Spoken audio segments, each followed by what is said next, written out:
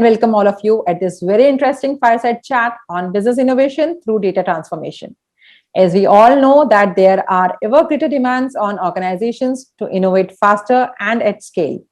More enterprises than ever are assessing the opportunities hidden in their treasure troves of data to supercharge their business and take the lead in their field. In response, data and analytics are being used to create radical new business models and disrupt traditional industry structures. In fact, innovation is becoming ever more disruptive, and big data and analytics has become intrinsic to the way innovation is happening. As organizations strive to drive business innovation, we have with us a very special guest, Mr. Vineet Jaiswal, who will share his experiences in technology across various conglomerates, as well as his thoughts on few very relevant topics around digital transformation. Hello and a very warm welcome to you, Vineet. Pleasure, Kalpana. Really appreciate that. You have been with quite a few conglomerates over the last 25 years, holding various positions. What are the three things which excite you about your roles across the organizations? Three things. I think first thing is always people. How are people? How people get react to things? How open they are to try new ideas. I think that is something which always has been my first inspiration. Right, I look forward to that. Second is the kind of way or the way the company reacts to problems, because that shows the behavior or the confidence the company is having. I think that's another big thing which I look at it. And third is learning. I strongly believe a lot in learning, and each and every individual should do that. And if the company encourages that, that's a big motivator for me. So these three things: people, but the way they react to it, and the learning part of it. Majority of the businesses, small or large, face challenges due to the COVID-19 pandemic over the last 12 to 18 months. Please talk about your business performance during the pandemic. I'll talk more generically how I see it, and I see it mixed bag. When I say in terms of the outcomes, there are mixed bag. Few of the companies, it was really, really good, and few of them really struggled, right? And reason all of us know. The one of the big things is became opportunity. A lot of people who are on the digital side of it, or people who could have connected without having face-to-face interaction. But people who were more physical or needed people on the site, on the place, right? And manufacturing plant can't be done. You can't run a plant remotely, right? So there were different challenges, right? But if I really see in terms of digital journey, it also happened to be there are, or if I have to put all the company in three different buckets, right? I see just three of them, right? One who realized the impact of digital or importance of digital, right? That's the first of it, right? People who heard about it, but may never have started the journey. So for a lot of people, it was a realization phase. Second, it was more on the acknowledgement side of it, right? Few people who have started, or few companies which have started, they started acknowledging it. Okay, it's important while we have started, or they may have been in different phase of journey, but they acknowledge, especially people inside the company started acknowledging. And third, those who had bull run, right? They had already achieved a good maturity, right? Especially online businesses and all that, right? They had a bull run. So if I have to put, I can say that these are the three different segments or category I see the company on. So experts say that the organizations today can only be successful as the data they can capture and integrate into their enterprise operations to make disruptive business decisions. How critical is data for any organization today, and why does organization fail in driving the data-driven transformation? See, data has always been gold.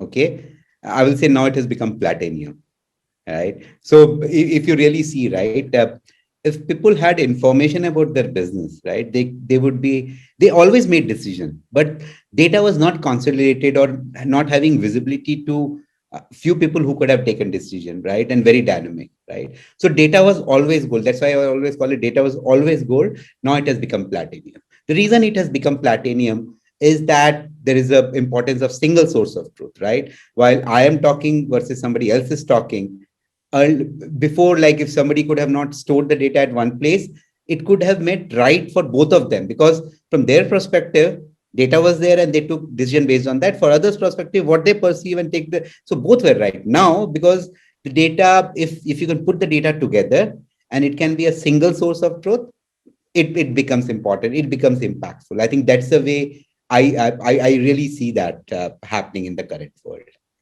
Right. So what digital strategy an organization should have, to navigate these tough times?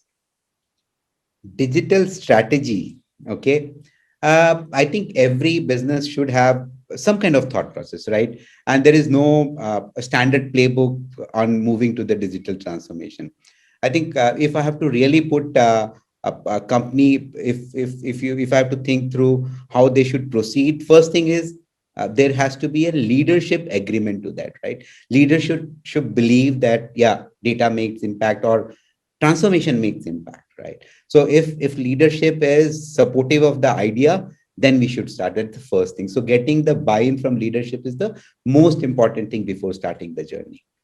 After taking that decision, putting all the ideas together, right? What all things can be done, and doing some testing the waters. When I say testing the waters, checking on few things, and you'll realize that few things will be successful, few ideas will be successful, and few will fail, and that's very natural, right? But the importance is things should be done very very fast, right? People should apply the fail fast approach rather than going big bang on the first time. So that should be a step one, where you do a testing the water. Second, then you should go a little more deep inside and see whether it makes sense in different functions, right? So once that makes sense, then go big bang, right?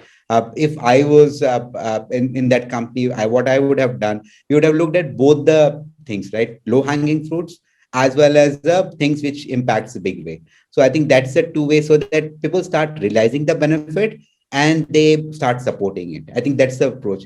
One of the most important thing in the entire transformation we should take care is on the culture transformation side of it, making sure that this is not an idea or an initiative of few people inside the company, right? It should be for everyone's agenda, right? What it will do, so to make sure it's everyone's agenda, everybody needs to understand that, right? So I have coined this term 3H philosophy, right? The 3H philosophy, what it says, that first we have to win the heart of the people, making sure that they understand or they believe in the idea. So it can be from any industry, but you should give examples which should win the heart of the people. Second, you need to give to their head. When I say go to the head, making sure giving example which is very relevant to them so that they can resonate. And finally, you have to enable their hand, right? So from heart to head to hand. It's a 3H philosophy for the cultural transformation. Yeah, very nicely articulated, I must say, Vinit.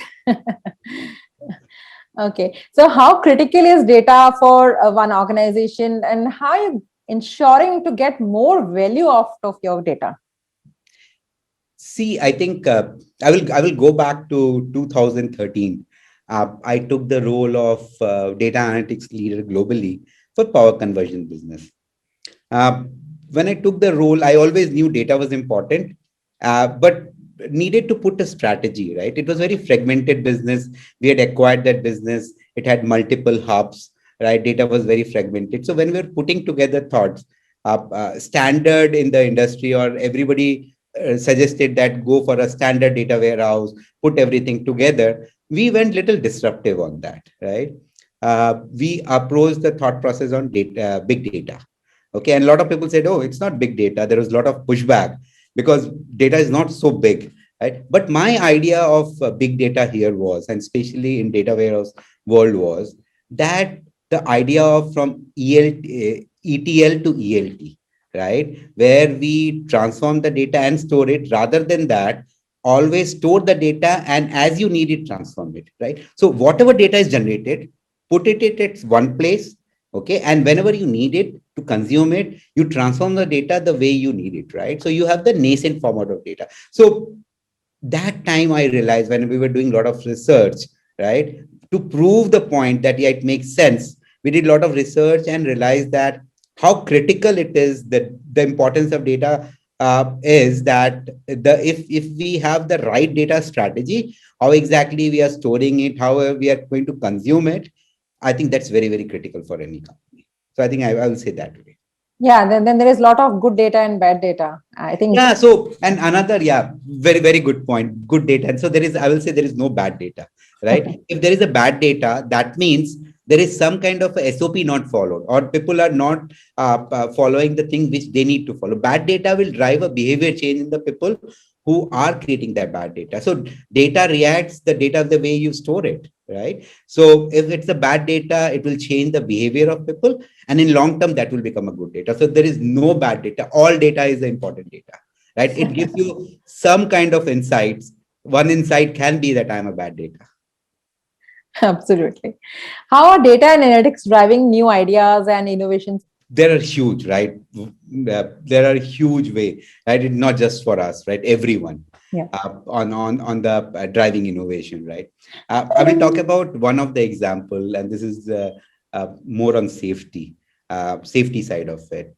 We were looking at, so a standard approach of safety is, right, what we have to do, we have to put a lot of people looking at CCTV, making sure that people are adhering to few of the things so that accident doesn't happen. So we thought we have, and so to solve that, I started meeting a lot of people, partners.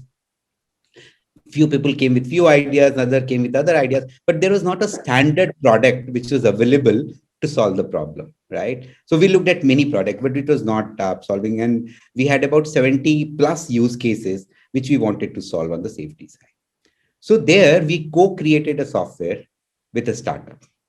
Okay, what we did is, so I will give you examples, right? From the PPE adherence, people are following PPE or not, or using PPE or not, right? At a particular place, if you need a helmet or some kind of glasses or some kind of other stuff, right? Other PPE, if they are at that place, they are using it or not. If that is not followed, give it an alert, right? So nobody is monitoring, right? But it's driving a behavior change on that, right? Or speed of the vehicle using, so everything we started using the technology side of it, where continuously the data was captured, and on the real time how we reacted to that. Another, I also remember, while I'm talking about this product, we also looked at multiple things, and I said, right, there may not be a standard product or solution on it. What we realized is, while we started with the idea, okay, we should push all the data to cloud and store everything and consume it, what we realized, it was generating so much of data, it didn't make sense, and it didn't make sense to store all the data, right? So we looked at then edge computing, fog computing, and cloud computing. Whatever it made sense, we applied that. So this is one example on the safety side. There are many other examples, like on the manufacturing side. I can talk about one of the example which is available in the public domain. Some time back, like long back, few years back, we looked at the data, or rather, we were dumping a lot of electricity. There was, we call it a garbage, where we had to put it back in the grid, and we were losing that money. What we started doing with a better prediction, right, based on how much electricity we need, we were able to bring down that garbage electricity, if we call it, and then slowly, and we did it in 3 steps. I will say that the reason I say free steps, we did it that few years back. We didn't stop there. We again tried, we further improved, and again we are working on it and further improving. So it's a journey where you don't stop looking at the data and you continuously improve on that. So these are the 2 examples which I can talk about. Yeah. And what are the best practices you would like to recommend to create an effective data and analytics strategy? Again, there is no standard playbook to this, right? Where you say that best, I think few of the things which people need to follow is, you need to keep the data. I will tell you, while initially I was always a believer that you should store all the data, but sometime it may not make sense to store all the data. That I will give you a reason behind that also. Few of the things is very unique to one place, to one company, right? Let's take an example of blast furnace, right? If we have 2-3 blast furnace, may not all the blast furnace may be of a same size, same make, and all that, right? Even if we store the data, we can't get the insights of one blast furnace and apply to another. But if we need upstream data to make some decisions in the in any of the three blast furnaces, right? There you need to store the data. So it all depends on what kind of, but definitely you need to have some kind of strategy where data should be there, whether it should be in the edge in form of like historian, SCADA and all that, or it can be in form of another way of like MES and all that. It all depends on how you are going to consume and whether it makes sense to consume it. So so one should actually reflect on the understand the whole system, reflect on it, and then take a decision on it. But definitely one need to make sure none of the data is on paper. So that means if we work on paperless organization while we are talking about it, it will definitely drive a behavior change there. Right. So, what are your inputs on data security? Data security is one of the most critical thing, because sometimes you have our own employees data or a customer's data. So data security is very, very important. One need to have a stringent policy. It needs to make sure they reflect back, they look at it, and have a good policy around it. Make sure to have a CISO organization who continuously looks at the opportunity or threat happening there, and make sure all the data is secure. People should have access to data based on the need. It should not be a publicly available data, because there are a lot of data which can be classified. So it depends on what kind of data it is, and based on that, one need to have the strategy how to keep the data, how to store the data, and who need to have access to it. How data analytics can help in improving the customer experience? Improving the customer experience. Okay, there are a lot of ways. Let me tell you a few things, right? If we are giving access to our customers or giving information to our customers, so let's assume they place order with us, right? And if we give them the entire life cycle story, right? If we have committed them to deliver in 5 days, right? Are we going to meet that 5 days? So if we give them visibility on day one, we are planning to do this, 2 is this, 3 is this, 4 logistics supply chain, and 5, right? If we give that kind of transparency to them, they will be very, very happy. Second thing is, which I feel the customers will be happy about, is giving all the information about the platter, right? What all things which we can do for them, right? So let's assume I'm a customer, I do a business on a certain field, right? If I have the visibility of all the products which they can use, right, at a single place, and they don't have to search a lot, right? So persona driven data access is also another thing, even in the public domain, right? So I think these are the few things which I feel can improve a customer's experience. Where do you first provide them the visibility of what all things they can do, and second, once they are the customers, right, from potential customer to a real customer, giving them visibility of how exactly they're going to receive their product. I think these are the two important things from the customer insights. Last but not least, what are the top technology priorities for your organization over the next 12 to 18 months? Top technology priorities. I will tell you, Google, what are the top 10 technologies in the world? We are working on all of them, right? From AI, ML, cloud, mobile, right? Everything, right? So very, very important thing, right? You should not go by technology first. You should always go by business first, right? And understanding the business problem, and then trying to see what technology fits best to solve that business problem. That's the approach should be, right? So technology should never be first. It should all be business. And many times you will not believe we don't use technology at all. So we have a team, we call it a process excellence team or PET team. They are black belts. What they do is they look at the current process, analyze the data, and say, okay, if the process is running in such a way, can they further improve it? And I have seen, not only here, I've seen across my career, that many times you just improve the process and you can get savings, right? Digital is all about impact, either in the top line or bottom line. And you will see that so sometimes you don't need a technology at all. So while top 10 technology, you can Google it and tell, and we are working on all of them. But there are areas also where without technology, we can bring them back to the company. Now, that's really a thought-provoking and an interesting session. I deeply appreciate the insights and instances shared by Mr. Vineet Jaiswal. Thanks, Vineet, for taking time out from your busy schedule and joining us today. Thanks a lot, Kalpana. It was pleasure talking to you and uh, being in this forum. Really appreciate it. Pleasure for me as well. Thank you so much. For more updates from CXO TV, please like and subscribe to our channel.